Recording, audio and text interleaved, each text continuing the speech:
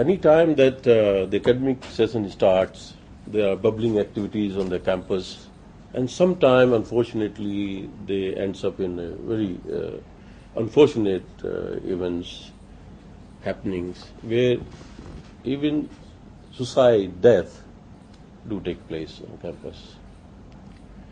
And perhaps that was the reason that the Ministry of Human Resource Development, Government of India, decided to constitute a committee.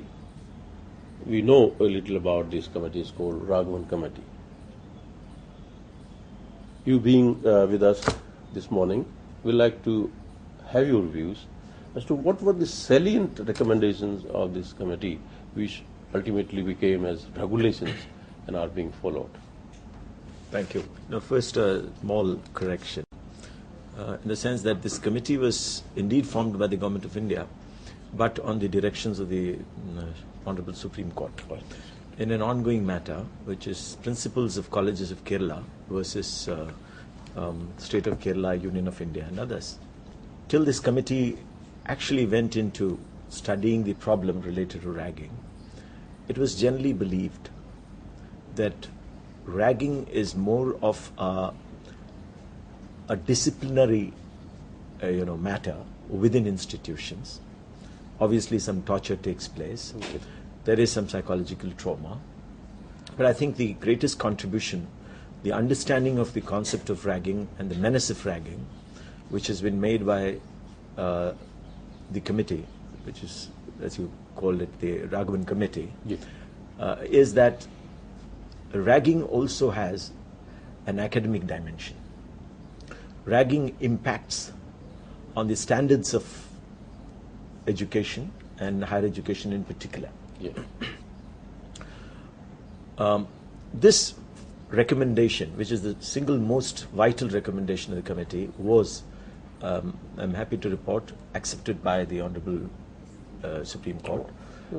And that is why, based on the recommendations of the committee, all statutory councils which are covered in terms of entry 66 of the Union list in 7th schedule of our Constitution for determining and setting standards of higher education, were then mandated and directed to formulate regulations which then become legally binding on educational institutions to follow. UGC, for instance, has come out with its regulations. This was on 17th June 2009. The UGC regulation on prevention and prohibition of the menace of ragging was brought into effect. The findings of the committee, the major recommendations of the committee, yes, sir, could be dealt with at different planes. One, at the level of the institution. It was made mandatory that every educational institution of higher learning should necessarily have anti-ragging committees, monitoring committees, squads. Persons have to be made responsible for the activities to prevent ragging. Certain activities will have to be taken at the level of the institution to orient students as they move in. You rightly said, this youth which is bubbling with so much of energy, unfortunately is put to a lot of anxiety once they enter the campus, and then they realize that the freedom from the closed system of the discipline in school gets replaced by a free license to affect even adversely the right to human dignity, particularly on juniors. Why is it that no one rags one's own peer? You don't rag your classmates, but you always rag someone who is more vulnerable, who is new to an environment. And this has, of course, its own psychological, human kind of reasons. One being that in any society, someone who comes new is viewed with a lot of suspicion. Someone who's come to now avail and partake a share in the facilities which you were enjoying earlier. It could be water resources, it could be land assets, it could be environment. Yeah. So the same thing gets transported in a very different but a minuscule way, but a very menacing way in our campuses. So that is one.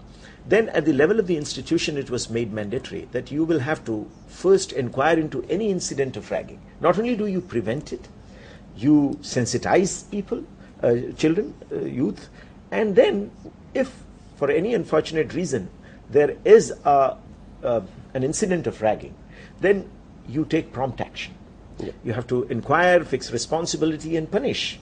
And if the victim of ragging is dissatisfied with the action taken at the level of the institution, then even first information reports should be mandatorily filed with the police, the local police, and the local police and local authorities must necessarily act. Yeah. Then at the district level, again, you will have committees which would be headed by the collector, which will also have the superintendent of police in it, the principal of the college and institutions in it. There would be NGO involvement in it. They would continue to take stock, and the entire effort is you sensitize students against the menace and send a very clear message that not even a stray incident of ragging would be tolerated in the campus. Yeah. Then at the state and the university level, they have to similarly monitor. Then at the apex level, at the national level, we have what is called a helpline. It has a very easy to remember number, 5522, which is toll free, and which BSNL operates in collaboration with the Educational Consultants India Limited and the UGC, where complaints are registered, queries are raised, or even anxieties are expressed. It could also do some kind of a counseling.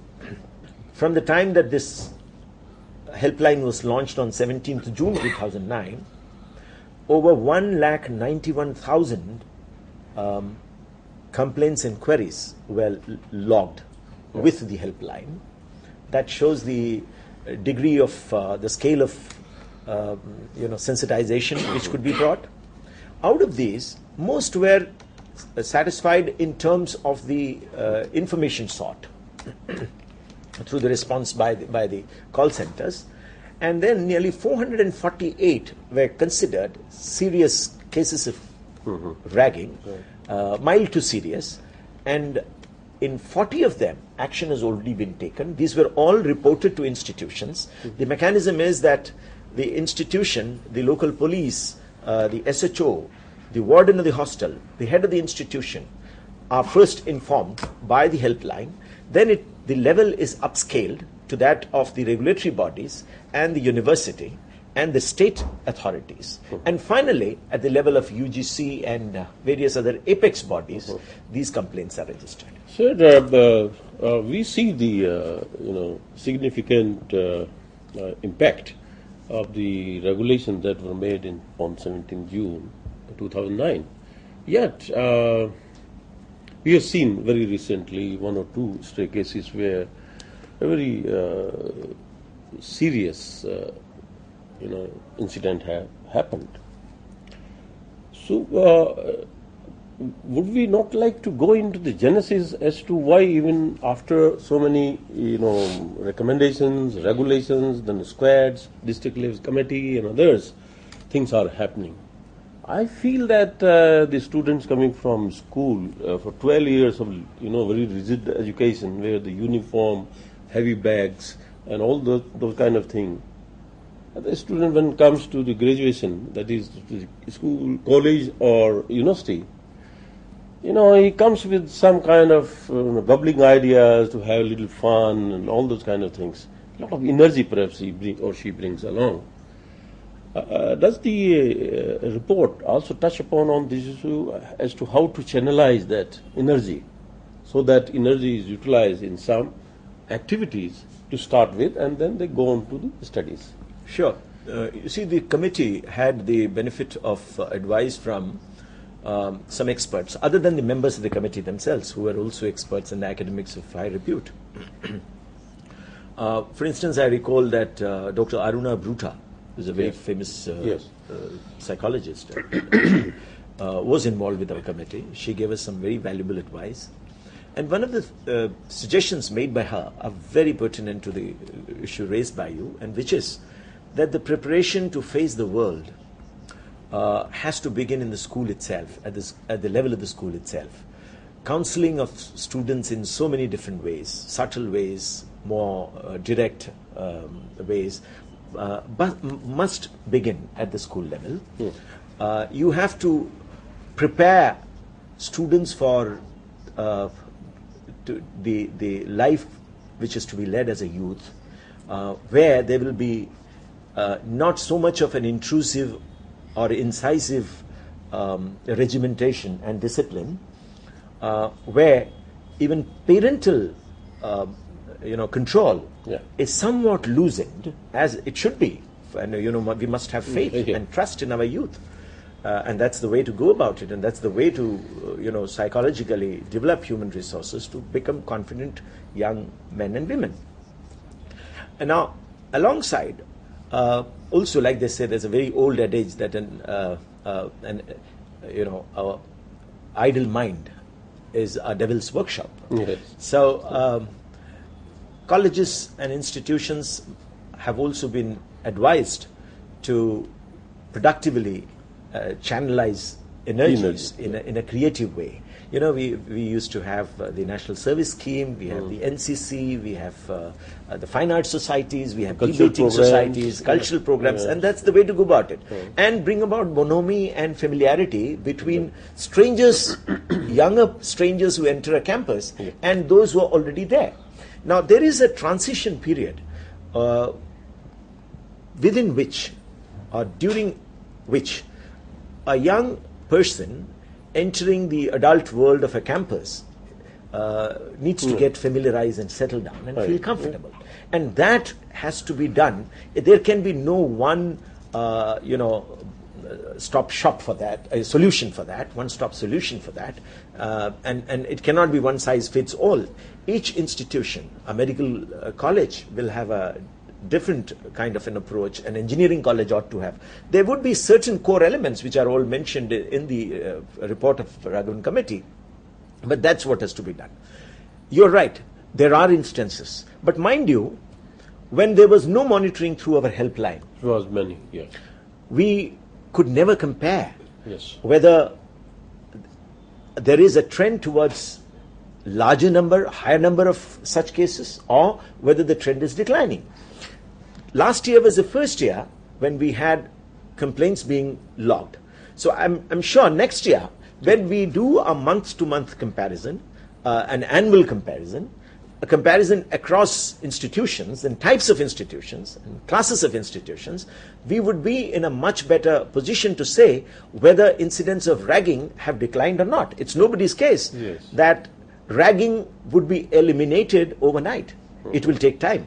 What has been there for decades, if hundreds of years in our institutions, where some institutions even used to take pride in the fact that students used to take pride that their ragging was the most severe. Now we have come to a situation where ragging, like smoking in public, is now banned totally. There can be, and we have made it very clear in the recommendations. We also pointed out there are many human rights which are violated whenever even a small incident of ragging takes place. Many of the laws of the land in the Indian Penal Code are directly attracted. Unauthorized trespass, physical assault, causing grievous injury, attempt to homicide. Now, all these